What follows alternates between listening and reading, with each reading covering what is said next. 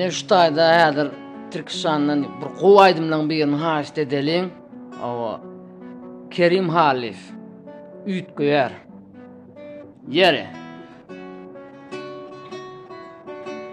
Ütkümüş dime anfal oğluna aylar günler geçip yıllar ütmeyer.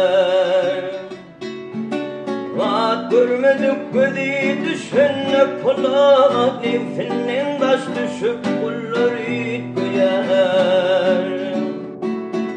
Vaat görmedik gödi düşenne polat nefinin taş düşüp kullar ütmeyer.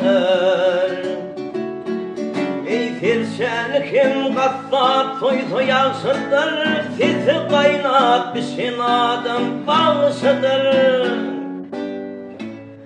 Ey kerinin uffadı ömrün ağzıdır, sınday hanı dostu şüllür ütmeyer.